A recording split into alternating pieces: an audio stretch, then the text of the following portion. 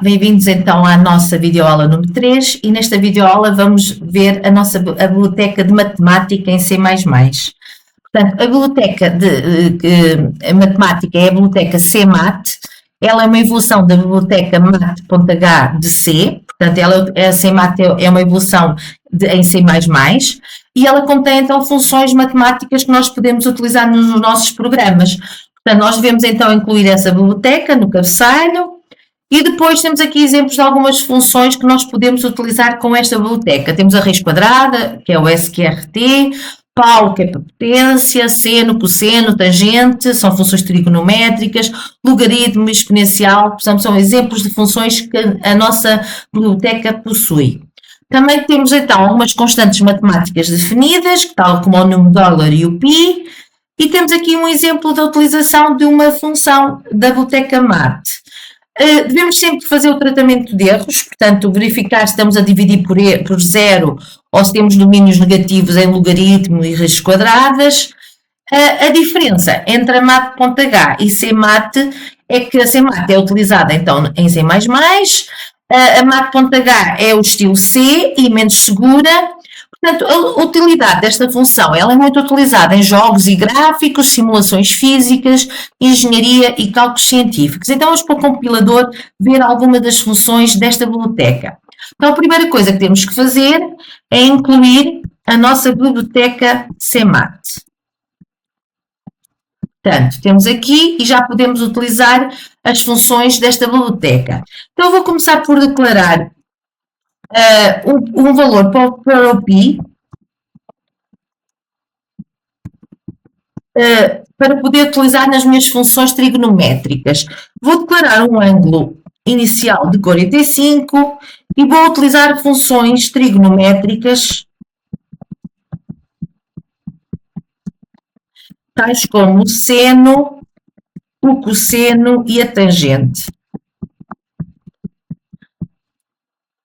Então, vamos lá, vamos imprimir do valor de 45. Então, cosseno de 45 vai ser igual, então, vai ser a função cosseno é cos, e então, vou já multiplicar pelo valor de π e dividir por 180 para dar um valor em graus. Portanto, chegamos aqui, vou imprimir e agora vou copiar e fazer o mesmo para o seno e para a tangente. Portanto, o que muda é apenas a função. Portanto, para o cosseno é cos, para o seno é sin e para a tangente é tan. Tangente. Portanto, temos aqui as nossas funções trigonométricas que existem nesta biblioteca. Portanto, eu vou correr, ver se está tudo bem. E temos aqui então o valor de cosseno, de seno e tangente. Outra função muito importante é a função de valores aleatórios, a função random. Portanto, esta função random, o que é que ela permite? Permite sortear valores aleatórios, sortear números aleatórios. Portanto, isto é muito utilizado às vezes em programação de jogos. Por exemplo, olha, para um bingo, para vermos, por exemplo, movemos um objeto dentro de uma área para valores x, y de forma aleatória, etc. Portanto, a primeira coisa que temos que fazer é permitir que a nossa função tire sempre valores novos a cada vez que eu corro o meu programa. E para isso tem que pôr esta expressão, que é, ou seja, permite sortear um valor novo cada vez que eu executo. Depois vou criar então uma variável, um random número, que vai ser igual à minha função rand. Depois faço percentagem vezes o valor até o limite mais 1 do número que eu quero sortear. Por exemplo, se eu quiser sortear entre 0 e 100, faço rand, percentagem 101. E então, se eu agora imprimir o meu número aleatório, o meu valor aleatório sorteado, valor aleatório sorteado, vão ver que cada vez que eu vou correr o meu programa, ele vai sortear um número diferente. Vou imprimir então o meu número, rand número, vou supor o endline, para depois não misturar com os próximos códigos, correr. Para, sorteou o 98, se eu voltar a correr, já sorteou o 9, se eu voltar a correr, portanto tenho aqui valores aleatórios que são sorteados cada vez que eu corro o meu programa. Também a seguir tenho então as potências e expoentes, funções para calcular potências e expoentes. Portanto, tenho então, vou declarar aqui uma variável, um x igual a 10, por exemplo, e vou calcular a potência de 2 de 10.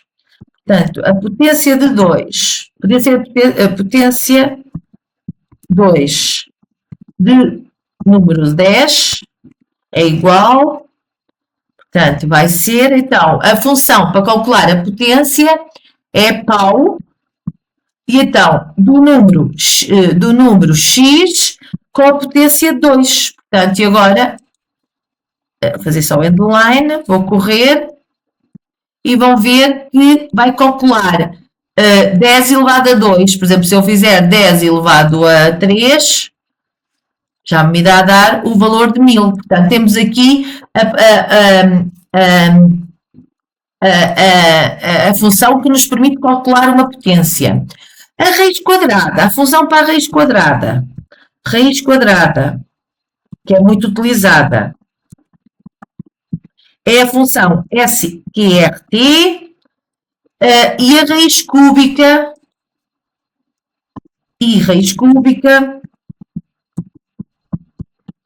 é a função cbrt. Portanto, temos aqui funções para calcular a raiz quadrada e a raiz cúbica. Portanto, eu vou aqui declarar um número, vai ser um p igual a 9, por exemplo, e então a raiz quadrada desse número, raiz quadrada de p de 9 é igual, então vai ser a função cqrt de 9, ou de p, vamos pôr o p, que assim posso mudar o valor. Vou só pôr aqui o endline.